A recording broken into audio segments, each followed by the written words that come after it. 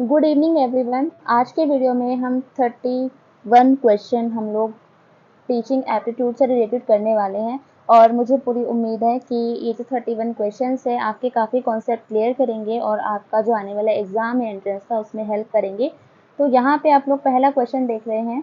First question यहाँ पे आपसे पूछा गया है कि अभिरुचि के संदर्भ में निम्नलिखित में से कौन सा कथन सत्य है। देखो अभिरुचि, यहाँ पर ऊपर आपको दो चीजें दिख रही हैं, अभिरुचि एवं अभिवृत्ति। तो इन दोनों में ही डिफरेंस होता है। ठीक है, अभिरुचि हमारे इंटरेस्ट को शो करता है, जबकि जो अभिवृत्ति होता है, अभिवृत्ति हम ये लगा सकते हैं कि फॉर एग्जाम्पल हमारा किसी के प्रति नजरिया, ठीक है, जैसे कोई इंसान हमें बहुत बुरा लगता है, कोई हमें बहुत ही ज्यादा अच्छा लगता है, कोई मीडियम सा लगता है ना, तो हमारा नजरिया कैसा है किसी चीज को लेकर, ये हमारी एक तरीके से मानसिक जो स्थिति है किसी इंसान को लेकर। अभिरुचि हमारा जो शारीरिक भी हो सकता है, लाइक हमारा किस में इंटरेस्ट है ना, किसी को खेल में इंटरेस्ट है तो वो बॉडी की तरफ से भी इंटरेस्ट हो सकता है ना, सिर्फ माइंड से ही नहीं होगा, तो ये होता है। और अभिवृत्ति बेसिकली हमारा एटीट्यूड होता है, एटीट्यूड होता है किसी चीज को लेकर। ठीक है, इसमें इंग्लिश में एप्टीट्यूड बोलते हैं, ये हमारा इंटरेस्ट हो जाएगा। तो कौन सा सही नहीं है, इन्होंने नहीं पूछा है। तो देखो यह मनुष्य की एक प्रकार की भावना है, बिल्कुल जो अभिवृत्ति होती है वो मनुष्य की एक प्रकार की भावना होती है और ये जन्मजात नहीं होती है, ये अर्जित की जाती है। आपको किसी के बारे में किस तरीके का कॉन्सेप्ट डेवलप करना है ये आप डिसाइड करेंगे, ना कि आपको ऐसे मिलेगा घर वाले आपको बोलेंगे नहीं इसके बारे में यही सोच, इसके बारे में यही सोच। तो ऐसा नहीं है, ये आप खुद एक्वायर करते हो, जैसे जैसे आप बड़े होते हो, जो जो आपको एनवायरमेंट मिलता है उसके हिसाब से ये खुद डेवलप करते हो। यह परिवर्तित हो सकती है, बिल्कुल हो सकती है। कोई इंसान आज आपके लिए बुरा है, मे बी कल को वो आपका बहुत अच्छा दोस्त बन जाए, या कल आज जो आपके लिए बहुत अच्छा दोस्त है कल को आपका सबसे बड़ा दुश्मन बन जाए। तो हमारा एटीट्यूड जो एटीट्यूड है वो किसी के भी प्रति चेंज हो सकता है। हमारे सोचने का नजरिया है, जो हमारा एटीट्यूड है वो कभी भी चेंज हो सकता है, बिल्कुल हो सकता है। तो ये हमारे तीनों सही हो गए। गलत पूछा है तो डी ऑप्शन सही हो जाएगा कि इस पर बुरे पर्यावरण का प्रभाव नहीं पड़ता। क्यों नहीं पड़ता? बिल्कुल पड़ता है। देखो पर्यावरण ना हमेशा इफेक्ट करता है चीज़ों को, चाहे पॉजिटिव वे में करे चाहे नेगेटिव वे में करे, करता ही करता है। और यहाँ मैं एक चीज़ बता दूँ, जो अभिवृत्ति होती है वो हमारी नेगेटिव और पॉजिटिव दोनों ही हो सकती है किसी नज़रिए को लेकर। जैसे फॉर एग्जांपल क्लास में बच्चे बहुत शोर कर रहे हैं, ठीक है, एक टीचर हो सकती है बहुत नेगेटिव, वो चिल्लाए, उनको डांटे पीटे, है ना। और एक बहुत पॉजिटिव है, लाइक कुछ अच्छी सी कोई क्रिएटिविटी, कुछ एक्टिविटी कुछ वो ऐसी करवाए कि बच्चे खुद ही शांत हो जाए, है ना। तो ये दो तरीके से हो सकती है कि आप किसी चीज़ को लेकर किस तरीके की थिंकिंग रखते हो। अगला प्रश्न है प्रश्न संख्या 2। इसमें है एक बच्चा सदैव दूसरों के प्रति सहानुभूति दिखाता है, ठीक है, सिंपैथी दिखाता है, तो यह आदत भावना संबंधी आदत है। तो इसमें ऐसे प्रश्नों में ज्यादा सोचने विचारने की आवश्यकता है नहीं।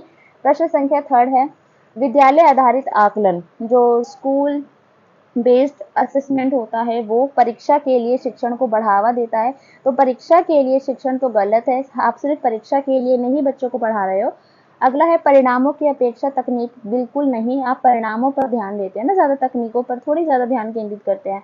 क्या आकलित किया जाएगा इस पर शिक्षार्थियों को कम नियंत्रण प्रदान करता है? बिल्कुल भी नहीं। आजकल वैसे भी जो हमारी एजुकेशन है वो चाइल्ड सेंटर्ड एजुकेशन है, तो शिक्षार्थियों को कम नियंत्रण आप कैसे कर सकते हो? तो डी ऑप्शन इसका सही हो जाएगा कि रचनात्मक क्रिएटिव फीडबैक उपलब्ध करवाने में, सीखने में संवर्धन करता है, बढ़ोतरी करता है। ठीक है, फोर्थ क्वेश्चन है हमारा यहाँ पे, फोर्थ क्वेश्चन है भारत सरकार ने प्राथमिक विद्यालयों के लिए मध्याह्न भोजन योजना आरंभ की है। कोई कैंडिडेट मुझे कमेंट करके ये बता सकता है कि जो मिड डे मील स्कीम है वो कब मतलब लॉन्च हुई थी, कब लागू की गई थी और पहली बार किस स्टेट में लागू हुई थी? अगर किसी को पता है तो नीचे कमेंट सेक्शन में क्वेश्चन नंबर 4 लिखना और फिर इसका आंसर मुझे करना। निम्नलिखित में से कौन सा जो है अभिप्रेरणात्मक सिद्धांत इस योजना का समर्थन करता है? जो मिड डे मील जो प्रारंभ की गई थी, जो कौन सा अभिप्रेरणात्मक सिद्धांत है जो इस योजना का समर्थन करना है? व्यवहारवादी, समाज सांस्कृतिकवादी, संज्ञानात्मक या फिर मानवीय? तो इसका जो ऑप्शन डी सही हो जाएगा, मानवीय। और एक चीज और बता दूं, जिससे जो हमारी ये याचिका दायर होती है, ये थोड़ी सी एक्स्ट्रा नॉलेज है, जो हम याचिका दायर करते हैं, है ना, तो ये जो मिड डे मील वाली कुछ कुछ कहते हैं ना, कुछ लॉ हमारे ऐसे बने हैं, कुछ जो स्कीम्स आई हैं वो हमारी रिट के जरिए आई है, जो हम याचिका लगाते हैं। तो ये जो हमारी एमडीएम है, जो मिड डे मील जो योजना है हमारी, ये भी किसी ने याचिका डाली थी उसके बाद जो ये है ये प्रारंभ किया गया था, मुझे अभी रिसेंटली पता चला तो मैं आपके साथ शेयर कर रही हूँ। अगला प्रश्न हमारा है क्वेश्चन नंबर 5। जब एक बावर्ची खाना पकाते समय खाने को चखता है तो वह डैश के समान है। आकलन और सीखना, सीखने का आकलन, सीखने के लिए आकलन, सीखने के रूप में आकलन। ये बहुत ज़्यादा कंफ्यूजिंग है। अगर किसी को समझना है तो मैंने एक वीडियो अलग से बनाई है, तो आप लोग इसको जाके देख सकते हो कि सीखने का आकलन, सीखने के लिए आकलन, सीखने के रूप में आकलन, ये तीनों ही अलग अलग चीज़ें हैं। बहुत कंफ्यूजिंग है, पेपर में क्वेश्चन आते ही आता है। तो अभी उन्होंने पूछा है कि एक बावर्ची खाना बनाते टाइम खाने को चखता है तो वह आकलन और सीखना के समान है, कि वो सीख भी रहा है, ठीक है, वो आकलन भी कर रहा है, असेस भी कर रहा है, ठीक है। तो फिफ्थ हो गया। बाकी अगर किसी को लगता है कि इन तीनों के ऊपर मैं दोबारा से कोई वीडियो बनाऊं अच्छे से इसको समझाते हुए, तो मुझे कमेंट कर सकता है। अभी वीडियो बहुत ज़्यादा लंबी हो जाएगी, तो इसलिए अभी हम इसको स्किप करते हैं, ठीक है। नेक्स्ट क्वेश्चन है हमारा क्वेश्चन नंबर 6। बच्चों के व्यवहार को समझने के लिए विद्यार्थियों के घर के वातावरण का महत्वपूर्ण शिक्षा शास्त्र के निर्माण में किया जाता है। यह तथ्य अधिगम के किस सिद्धांत से संबंधित है? व्यवहारवादी, पारिस्थितिक संरचनावादी या सामाजिक संरचनावादी? तो इसका जो आएगा पारिस्थितिक से आएगा, ठीक है। पारिस्थितिक जो है हमारा, जो बच्चों के व्यवहार मतलब बच्चों के व्यवहार को समझने के लिए जो बच्चे के घर का वातावरण होता है वो बहुत ही महत्वपूर्ण समझा जाता है शिक्षा शास्त्र के निर्माण में। तो ये ऐसा जो सिद्धांत ये जो अधिगम का सिद्धांत है ये पारिस्थितिकी सिद्धांत से संबंधित है। ओके, अगला क्वेश्चन है हमारा क्वेश्चन नंबर 7। वाणी दोष नहीं है। देखो, वाणी दोष नहीं है, ध्वनि परिवर्तन और अस्पष्ट उच्चारण, बिल्कुल ध्वनि परिवर्तित हो रही है और अस्पष्ट उच्चारण है तो वाणी दोष वो है। धीमी या तेज गति से बोलना, धीमी या तेज, मैंने भी ये बोला, धीमी या तेज गति से बोलना, तेज बोला, तो ये कोई वाणी दोष नहीं है, ठीक है। तो ये हम अकॉर्डिंग टू सिचुएशन यूज करते हैं। वाणी दोष नहीं है हकलाना है तुतलाना। वाणी दोष है तीव्र अस्पष्ट वाणी, तेज भी बोल रहे हैं और गलत भी बोल रहे हैं, तो वो भी हमारा वाणी दोष है। अब उसके बाद आपका क्वेश्चन नंबर आता है 8। क्वेश्चन नंबर 8 में है अंतरपरक अनुदेशन है। आपसे पूछा गया है जो है अंतरपरक अनुदेशन है यहाँ पे। तो इसमें है यहाँ पे ऐसे समूहों का प्रयोग जो कभी नहीं बदलते, शिक्षार्थियों की आवश्यकताओं को पूरा करने के लिए समूहीकरण के विविध रूपों का प्रयोग करना, कक्षा के प्रत्येक शिक्षार्थी के लिए कुछ अलग करना, या फिर व्यवस्थित अथवा स्वच्छंद शिक्षार्थी गतिविधियां। तो इसका ऑप्शन सी करेक्ट हो जाएगा कि कक्षा में प्रत्येक शिक्षार्थी के लिए जब हम कुछ अलग करते हैं तो उसको अंतरपरक अनुदेशन कहते हैं। प्रश्न संख्या 9 है यहाँ पे हमारी, सुधार स्कूल स्थापित किए गए बाल अपराधियों के लिए, मानसिक मंद बच्चों के लिए, या फिर प्रतिभाशाली बालकों के लिए, सामान्य बच्चों के लिए। तो ठीक है, तो सुधार क्या था ऑप्शन में हमारा, बाल अपराधियों के लिए सुधार विद्यालय शुरू किए गए थे। 10th क्वेश्चन है, ए ऑप्शन सही हो जाएगा 9 वाले का। 10th है स्मृति का अंग कौन सा अंग नहीं है, नहीं पूछा है। तो अधिगम स्मृति का अंग है चिंतन, धारणा, पुनर्स्मरण। देखो, आप किसी चीज को रिकॉल करते हो तो वो मतलब स्मृति का अंग है। धारणा मतलब आपका कोई कॉन्सेप्ट बन चुका है किसी चीज को लेके लंबे टाइम से, तो वो स्मृति है, याददाश्त है ना। अधिगम कर रहे हो तो कुछ कुछ चीजें तो याद करते हो, लेकिन चिंतन है वो अधिगम नहीं। चिंतन में तो आप खुद सोचते हो, है ना, तो वो स्मृति का अंग नहीं होता है, बाकी तीनों अधिगम के अंग होते हैं। अब यहाँ पे प्रश्न संख्या 11 है, आत्म प्रत्यय से तात्पर्य व्यक्ति के अपने व्यवहार, योग्यताओं एवं विशेषताओं का मूल्य, आकलन व अभिरुचियों की समग्रता से है। आत्म संप्रत्यय मतलब सेल्फ कॉन्सेप्ट है, हम अपने बारे में क्या सोचते हैं, है ना, तो वही सब है। तो आत्म संप्रत्यय की परिभाषा किसने दी है, ये आपसे पूछा गया है। गेल ने, एनसाइक्लोपीडिया ऑफ साइकोलॉजी ने, या फिर साइमंडस ने, या गिब्स ने। तो इसका जो आंसर है वो है एनसाइक्लोपीडिया ऑफ साइकोलॉजी ने। अगला प्रश्न है क्वेश्चन नंबर 12। मैकडूगल ने व्यक्ति के 14 संवेग माने हैं, उनमें से सबसे अधिक महत्वपूर्ण माना गया है। तो सबसे महत्वपूर्ण यहाँ पे दया माना गया है। अगला प्रश्न है हमारा 13। बालक में बुरी आदतों के विकसित होने का मुख्य कारण है। बच्चों के अंदर अगर गलत आदतें विकसित हो जाती है तो उसका मेन कारण क्या है? एकाकीपन, बच्चा अकेला रहता है, बिल्कुल उसे बुरी आदतें डेवलप हो जाती है। सामाजिक तुष्टीकरण, बिल्कुल उसको मतलब समाज द्वारा तुष्टीकरण होता है उसका।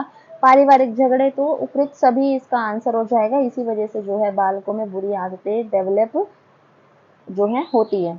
अगला प्रश्न है आपका यहाँ पे 14, अहम शक्ति एवं सामाजिक लक्षण है। अहम शक्ति एवं सामाजिक लक्षण है तो क्या है? प्रवृत्ति, अभिप्रेरणा, शील गुण या संवेग। तो इसका आंसर है शील गुण। और जो शील गुण बताए थे वो किसने कॉन्सेप्ट दिया है? अगर किसी को पता है तो प्लीज मुझे कमेंट करें, ठीक है। तो यहाँ पे क्वेश्चन आपसे पूछा गया है कि अहम शक्ति एवं सामाजिक लक्षण है, तो वो किसके लक्षण है? तो वो शील गुण के लक्षण है। क्वेश्चन नंबर 15 है यहाँ पे, शास्त्रीय अभिक्रमित है ये, अभिक्रमित अनुदेशन जिनके द्वारा विकसित किया गया वो कौन है? वो क्राउडर है, ठीक है। शास्त्रीय अभिक्रमित अनुदेशन जिनके द्वारा किया गया, ठीक है। अगला प्रश्न है हमारा प्रश्न संख्या 16।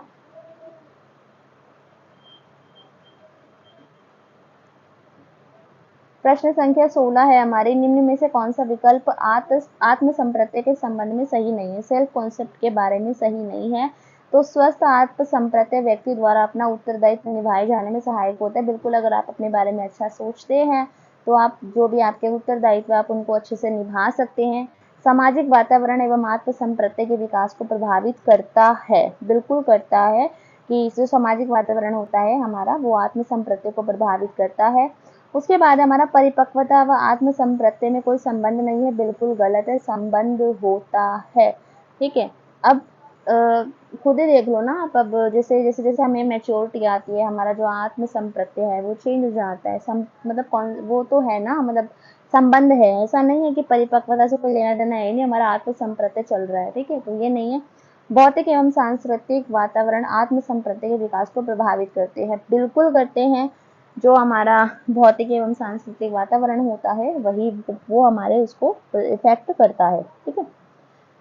उसके बाद हमारा प्रश्न संख्या 17 है यहाँ पे, कार्यात्मक प्रतिबद्धता सिद्धांत प्रतिक्रिया में मुख्य रूप से निम्न में से कौन सा है? कार्यात्मक प्रतिबद्धता सिद्धांत है एक सिद्धांत, इसमें जो प्रतिक्रिया में मुख्य कारक निम्न में से कौन सा है? तो पुनर्बलन इसका सही आंसर हो जाएगा, रीइंफोर्समेंट। उसके बाद हमारा है, राजू खरगोश से डरता है। शुरू में खरगोश को राजू से काफी दूर रखा गया। आने वाले दिनों में हर रोज खरगोश और राजू के बीच की दूरी कम कर दी गई। अंत में राजू के गोद में खरगोश को रखा गया और राजू खरगोश से खेलने लगा। यह प्रयोग उदाहरण है। समझ गए आप लोग? पहले एक खरगोश दिखाया, बच्चा डरने लगा, फिर धीरे धीरे खरगोश को दूर कर दिया गया राजू से। उसके बाद खरगोश को एकदम राजू की गोद में रख दिया गया। उसके बाद राजू खरगोश से खेलने लगा। तो यह जो एक्सपेरिमेंट हुआ था ये किसका उदाहरण है? तो ये शास्त्रीय अनुबंधन का उदाहरण है। शास्त्रीय अनुबंधन का सिद्धांत किसने दिया है? प्लीज मुझे कॉमेंट सेक्शन में बताना। क्रिया प्रस्तुत अनुसंधान अनुबंधन का सिद्धांत किसने दिया ये भी आप बताएंगे। और प्रयत्न एवं त्रुटि का सिद्धांत थॉर्नडाइक सबको पता ही होगा, ट्रायल एंड एरर थ्योरी। तो बी और सी का मुझे आप लोग बताएंगे किसने दिया है। अगला प्रश्न है यहाँ पे हमारा 19, आदतों के संबंध में निम्न में से कौन सा कथन सही नहीं है? आदतें जन्मजात होती हैं, मूल प्रवृत्तियों की तरह आदतों को भी अभिप्रेरित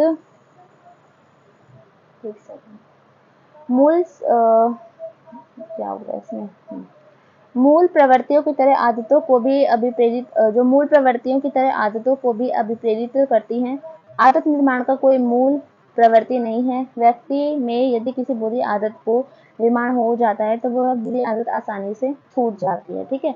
तो देखो यहाँ पे इन्होंने क्वेश्चन हमसे क्या पूछा था, कौन सा कथन सही नहीं है आदतों के बारे में। देखो आदतें वैसे हमारी बेसिकली हमारी क्या होती है, कुछ जन्मजात होती है, धीरे धीरे हम वही चीज़ करते आ रहे हैं। स्टार्टिंग में हम लोग क्या करते हैं, है ना, हम रो रहे होते हैं और जैसे हमें पता है कि डेली हमें ब्रश करना है और ये हमारी आदत निर्माण हो जाती है, ठीक है। तो हमारी मतलब जन्मजाति होती है, स्टार्टिंग से ही हमें भूख लगती है तो हमें पता चल जाता है, हमारी हैबिट बन जाती है कि हमें इसी टाइम पे खाना है, ठीक है। ये तो जन्मजात होती है।